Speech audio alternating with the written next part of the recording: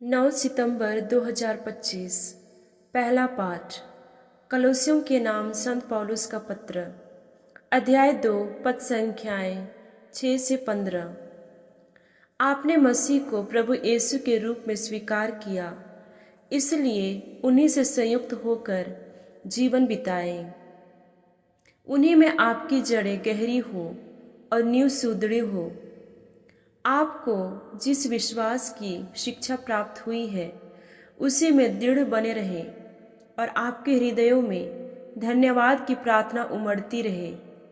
सावधान रहे, कहीं ऐसा न हो कि कोई आप लोगों को ऐसे खोखले और भ्रामक दर्शन शास्त्र द्वारा बहकाए जो मनुष्यों की परंपरागत शिक्षा के अनुसार है और मसीह पर नहीं बल्कि संसार के तथ्यों पर आधारित है। क्योंकि मसीह में ईश्वरीय तत्व की परिपूर्णता अवतरित होकर निवास करती है और उनमें आप इस परिपूर्णता के सहभागी हैं। मसीह विश्व की सभी शक्तियों और अधिकारों के शीर्ष हैं, सभी मसीह के अधीन हैं। उन्हीं में आप लोगों का खतना भी हुआ है। वह खतना हाथ से नहीं किया जाता, वह मसीह का खतना अर्थात बपतिस्मा है, जिसके द्वारा पापमय शरीर को उतार दिया जाता है।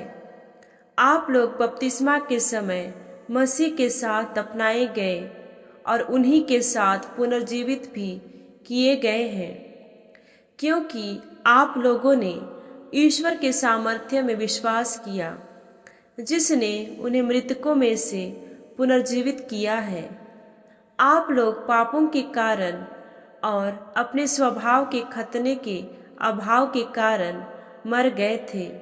ईश्वर ने आप लोगों को मसीह के साथ पुनर्जीवित किया है और हमारे सब अपराधों को क्षमा किया है।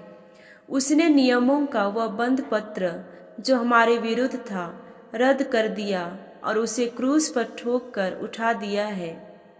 उसने विश्व की प्रत्येक शक्ति और अधिकार को अपदस्थ कर दिया, संसार की दृष्टि में उनको नीचा दिखाया और क्रूस के द्वारा उन्हें परास्त कर दिया। प्रभु की वाणी। संत लूकस के अनुसार पवित्र सुसमाचार, अध्याय 6, पद संख्याएं 12 से 19। उन दिनों यीशु प्रार्थना करने के लिए एक पहाड़ी पर चढ़े और वह रात भर ईश्वर की प्रार्थना में लीन रहे। दिन होने पर उन्होंने अपने शिष्यों को पास बुलाया और उनमें से 12 को चुनकर उनका नाम प्रेरित रखा। सिमोन, जिसे उन्होंने पेतरुस नाम दिया, और उसके भाई अंद्रियस को, याकूब और योहन को, फिलिप और बर्थोलोमी को, मती और थोमस को, अल्फाई के पुत्र याकूब और सिमोन को जो उत्साही कहलाता है, याकूब के पुत्र यूदस इस्करियोती को जो विश्वासघाती निकला। यीशु उनके साथ उतरकर एक मैदान में खड़े हो गए। वहाँ उनके बहुत से शिष्य थे और समस्त यहूदिया तथा यरूशलेम का और समुद्र के किनारे तीरूस तथा सीदोन का विशाल जनसमूह भी था, जो उनका उपदेश सुनने और अपने रोगों से मुक्त होने के लिए आया था। यीशु ने अबदूत ग्रस्त लोगों को चंगा किया।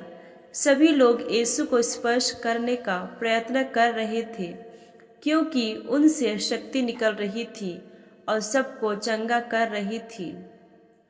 प्रभु का पवित्र सुसमाचार। मनन चिंतन।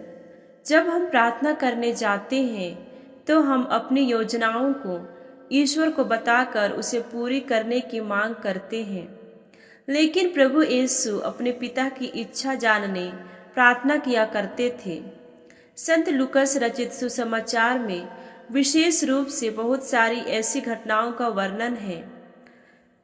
लूकस अध्याय 6, पद संख्याएं 1 से 5 से लिए हुए आज के सुसमाचार में प्रभु यीशु अपने प्रेरितों को चुनने से पहले प्रार्थना करते हुए पाए जाते हैं। इसके विषय में कैथोलिक कलीसिया की धर्म शिक्षा 2600 कहता है। संत लूकस के अनुसार सुसमाचार पवित्र आत्मा की क्रियाशीलता और मसीह के मिशन कार्य में प्रार्थना के महत्व पर विशेष बल देता है। यीशु अपने मिशन के निर्णायक क्षणों से पहले प्रार्थना करते हैं। अपने बपतिस्मा और रूपांतरण के समय पिता द्वारा दी गई गवाही से पहले और अपने दुख भोग के द्वारा पिता की प्रेम पूर्ण योजना को पूरा करने से पहले वे अपने प्रेरितों के मिशन से जुड़े निर्णायक क्षणों से पहले भी प्रार्थना करते हैं।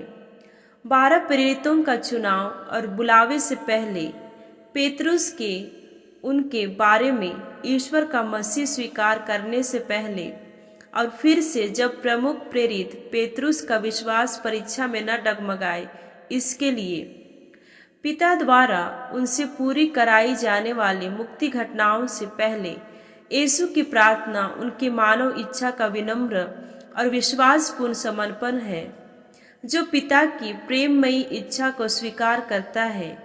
प्रभु यीशु के समान क्या हम भी ईश्वर की इच्छा जानने हमेशा प्रार्थना करने जाएंगे? आइए हम प्रभु यीशु से सीखें।